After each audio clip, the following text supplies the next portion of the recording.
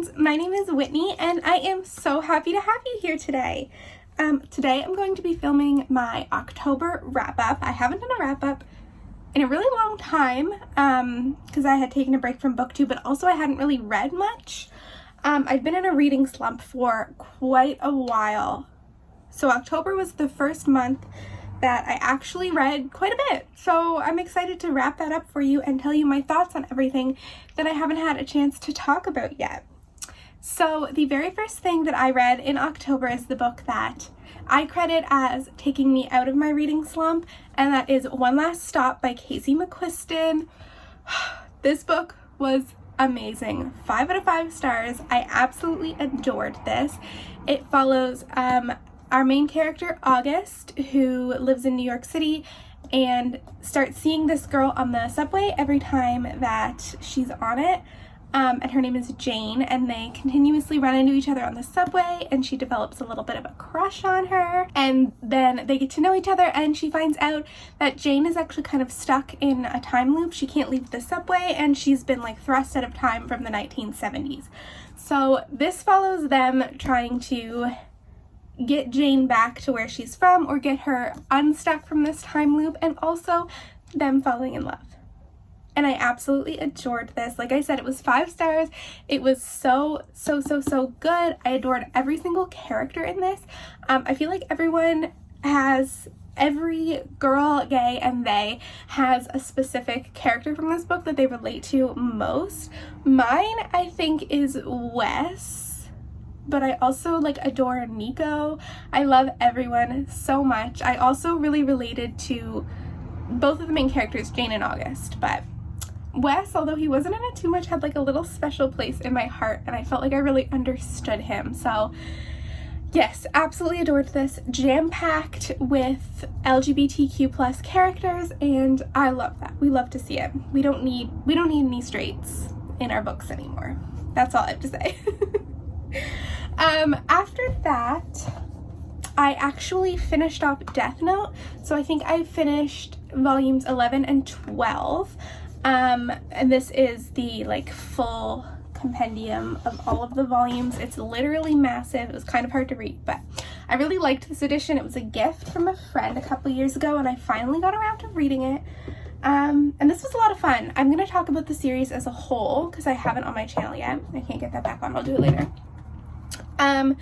So I'm sure a lot of you are familiar with Death Note. If you know anything about manga or anime, it's one of the most popular. But it follows this boy named Light who discovers a notebook, and when he writes someone's name in this notebook, they die.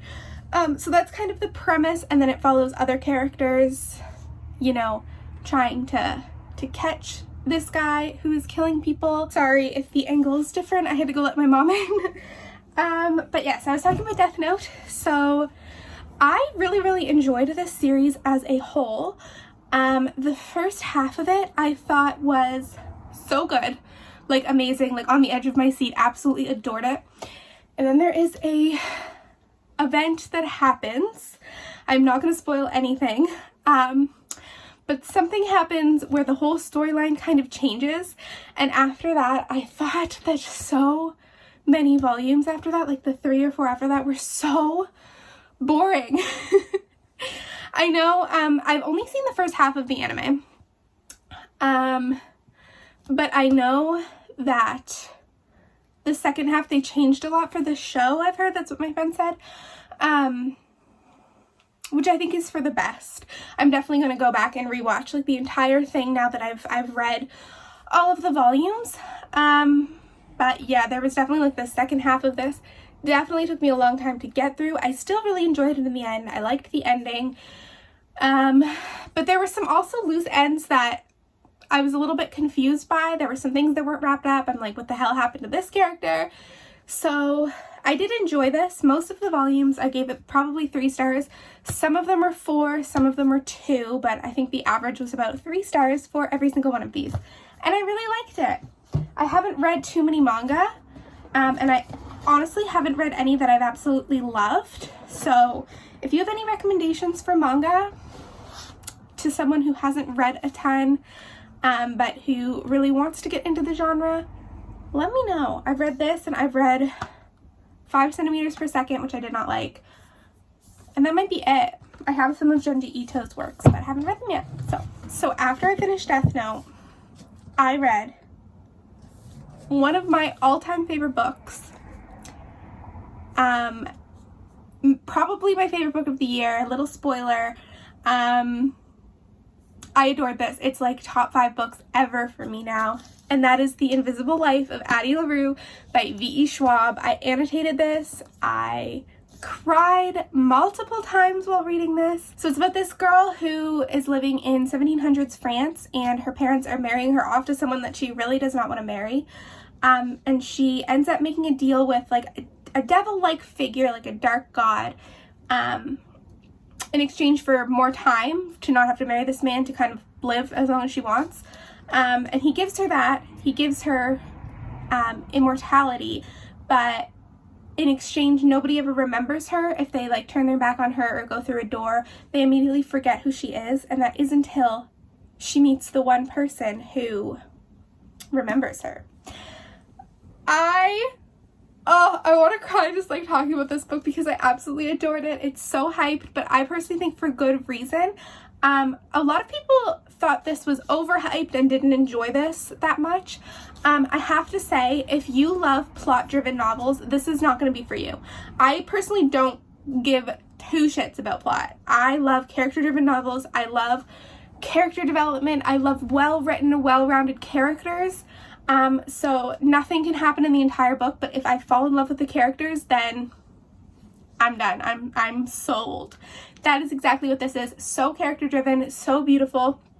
The writing style is absolutely immaculate. The quotes in this book are just so stunning. I really did relate to Addie, but I also related to Henry so much. Like, oh my god, I love him so much, and I love Addie, and I love everyone in this book. This was immaculate. Like, get ready to shed some tears if you pick this up. It was so good. After I read Addie LaRue, I read a really random book, and that is called The Oven by Sophie Goldstein. This is a tiny little graphic novel, and it is like a dystopian future where you can't have children unless you pass like an extreme like genetic screening. So like the main character, or the main couple, sorry, aren't allowed to have children because the husband has the gene for acne. So it's like really specific, nitpicky, ridiculous things. And it's also a world where the sun is so hot that it burns you, it hurts you.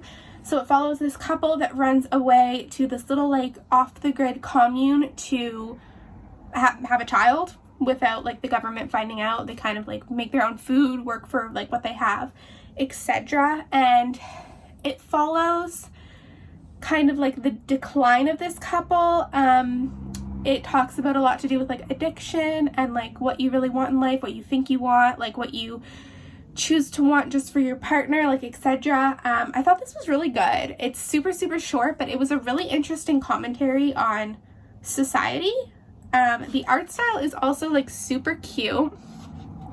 I really liked this. I just picked this up from a used bookstore because it was $5, and I was like very interested in this, and I really enjoyed it. That's all I can say. I'm going to read you the back quote because I just think it sums this up really well.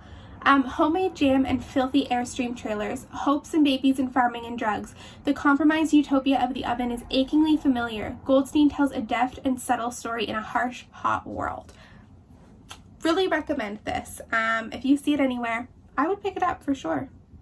Super good. The next book I read on my Kindle. I bought a Kindle last month, which was like the best purchase I could have made. I absolutely love it. I read so much just on that Kindle alone. And that was If Beale Street Could Talk by James Baldwin. This book is so good. It's a novella, so it's pretty short. I think it's under 200 pages for sure. And it follows this character who is pregnant and her boyfriend, who's young. I think she's 19, I believe. And her boyfriend is imprisoned on like a wrongful conviction, and they are both black, so it's about being black in America in the 70s. This was heartbreaking. It was so sad. It was also so good. I loved the writing. I think James Baldwin is honestly a genius, honestly. Like, I cannot wait to read more of his work. He was a Black gay author in like the 60s and 70s, and he wrote some like very classic, very important gay fiction, which I am dying to read. I absolutely need to. I think it's so important to know your history and know the people that came before you and know that the first Pride was a riot. And we need to appreciate what we have now, even though it's definitely not perfect. It is so, so important to be reading works of art like this. This one didn't have any like LGBTQ elements to it, but it is also so, so important, especially as a white person, to read about the Black struggles in America and what Black people have been facing since literally the beginning of time. And I thought this was a super, super important read. I know this was turned into a movie as well, and I'm really excited to watch that. I haven't gotten around to it yet. But my friend who like loves movies, like has the best opinions of movies, like I would trust him with anything, absolutely adores this film, and he's read very little, but he's read this book, and it's so good. It's so good. Please, I highly recommend James Baldwin. I think once I read more of his works, which I am like going to do very, very soon, he's gonna become one of my all-time favorite writers. I can absolutely tell. Yes, that is If Beale Street Could Talk. I believe I gave this a 4.5 out of 5 stars. I adored it. Then, because it was spooky month, I wanted to pick up some thrillers. I don't know if I got to too many, actually. I ended up being in kind of a romance mood. But I picked up Final Girls by Riley Sager. This has been on my shelf for a long time, and I just haven't gotten around to picking it up. And then I saw some people talking about it recently, and I was like, hey, I own that. Let's read it. And I did, and I really, really liked it. I gave it 4 stars, I believe. So this is about a girl who survives an attack at a cabin. She's the only survivor out of all of her friends. And this was so good. I don't know what to say. This was so good. I didn't see the twist coming at the end. Did not predict that ending. Absolutely loved it. I thought the twist was so well done. This also, kind of follows 2 other women who are also like, the media dubbed them Final Girls, which is like the horror movie trope where there's only one survivor. And it's kind of like getting to know them as well, getting to know their stories and them kind of connecting and like bonding over it, but not wanting to bond over it. Anyway, I thought this was just a super solid thriller. I flew through this because I needed to know what happened. And yeah, I highly recommend this. I don't have a ton to say, but this was great. The next 5 things I read are actually part of my 24-hour readathon that I did, where I read the shortest books on my TBR, and I talked a lot about these in that video, so I'm just going to link it below if you want to know like further thoughts on these books, and I'm just going to kind of like list them off really quickly. So I read The Unstoppable Wasp Volume 1, which is a Marvel comic. Who is this by? Whitley, Chartier, and Wilson. That's all I have. But it's a Marvel comic. I read Snot Girl Volume 1 by Brian Lee O'Malley and Leslie Hung. Another graphic novel that was great. Lie With Me by Philippe Bisson. This is a French queer novel that is devastating and very, very sad. The Ocean at the End of the Lane by Neil Gaiman, which is a very convoluted, interesting, dark fantasy. And the last one I read during that readathon was Binti by Nnedi Okorafor. This is the first in a sci-fi series of novellas. Those were all pretty good. I highly recommend you watch that vlog and check out my thoughts on those if you're interested in any of these. Okay, the next 3 books that I read, I definitely was going through a romance phase. And I was just flying through romance on my Kindle. I was literally reading like 1 a day. Something was happening that was like making me very, very anxious, so I wasn't sleeping. I was just staying up and reading romance to cope. You know, we all have our vices and our coping mechanisms. Don't judge me. It happened. The first one I read was The On Honeymooners by Christina Lauren. So this follows a woman whose twin sister is getting married, and everyone at the wedding gets food poisoning except for her and the best man, because they don't eat at this seafood buffet. I mean, honestly, red flag, I would not eat at it either. So everyone gets sick, so they take the bride and groom's honeymoon because it was like all paid for. It was like a one and they didn't want to waste it. So they went on it, but they hate each other. So this was about them not hating each other. It has enemies to lovers, it has fake dating, and it has the one bed trope. Pretty solid, really liked this. I think I gave this 3.5 out of 5 stars. But then I immediately followed that up with the Spanish Love Deception by Elena Armas, I believe. And this is the same book. I swear to God, it's the exact same book. This follows, it's slightly different, but it follows this woman who is attending her sister's wedding in Spain and needs a fake date because her ex-boyfriend is going to be there. He's the brother of the groom. And she doesn't want to show up alone because he's recently engaged. So this guy from her office that she hates volunteers to be her fake date, and they travel to Spain to attend this wedding together. Once again, fake dating trope, enemies to lovers, one bed, has all the same things. It has the same things down to like the point where both of the main female characters have like the traditional like large Spanish family where everyone is like really, really tight knit and in each other's business. It was the same family dynamic. There was like a sister's dynamic. Like it was so similar. Spanish Love Deception, I definitely liked more. I'm not gonna lie. This is like a 4.5 star for me. This was so good. Aaron Blackford, hello. I'm gay, but call me. It was just really great. Like I'm like giddy thinking about it. Also, Christina Lauren like fades to black. And we don't need that. We do not need that. The Spanish Love Deception certainly does not, if you know what I mean. Okay, and the next one I read, I do own physically, but I didn't read it physically. But where is it so I can hold it up? Oh, here it is. I found it. The Kiss Quotient by Helen Huang. I did read this on my Kindle, but like I said, I do also own it physically. This is another romance. This follows our main character, Stella, who is autistic, and she thinks that she's bad at dating and bad at sex, so she hires an escort service. Meet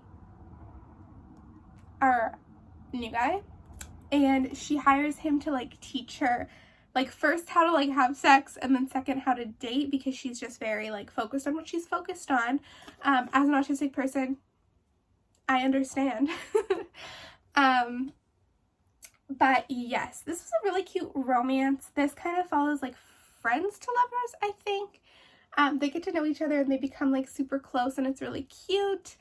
There's some really great family dynamics that I really enjoyed, and I thought this was really cute. I thought the autistic representation was really well done, in my opinion. I'm just one person, and autism is a very wide spectrum, so there were some things that, oh my god, that voice crack.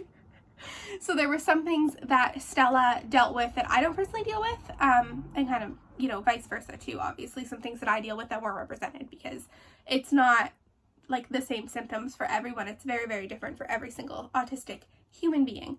But I did think it was good, in my opinion. But I did feel like it was also used for a lot of like plot progression that I didn't think was necessary, if that makes sense. But yeah. I did like this. I gave it 3 stars. It was a really cute romance, and I did read it really fast because I needed to know what happened, and I needed that cute romance. So I did enjoy this. And the final book that I read in October was a reread, and that was A Torch Against the Night by Sabaa Tahir. I'm currently working my way through this series. I have read the first 3 previously, but have not read the finale to the series. I'm honestly so nervous about it.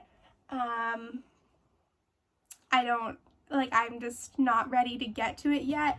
I loved this. I annotated it for the first time this time around, and look at all my tabs. This was so fun to annotate. I had literally the best time. I gave this 4 stars, which is what I gave it the first time around reading it.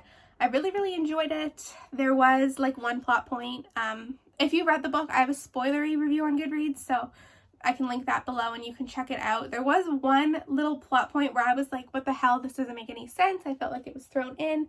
That's why it was a 4 star to me. But I absolutely loved this. I've already read it, so This series follows a fantasy world where there's a lot of prejudice against a lot of different groups of people, mainly like the scholars, who are all enslaved and being killed and things like that. And then there is a academy where people are trained to be like the most intense soldiers ever, called Masks. And it's about Laya, who is a scholar, pretending to be a slave so that she can get information on the commandant of this school to help her brother out, who was enslaved. And then it follows Elias, who is a mask but is not a traditional mask, and also Helene, who is also a mask but is dealing with struggles very different from Elias, because her loyalty does lay in the Empire, where Elias's certainly does not. So I highly recommend this series. I love Sabbath Tahir's writing. She's definitely like an auto-buy author for me. I'm loving my reread. I'm currently on the third one and just having the best time with it. So highly, highly recommend. And that is everything that I read in October. It was a great reading month, in my opinion. I hadn't had a great reading month like that in a very long time. So I feel very happy with everything that I managed to get to. Let me know if you've read any of these down below. Be sure to check out my vlog where I talked about those 5 books that I read. And I will talk to you next time. Thank you for watching. Bye!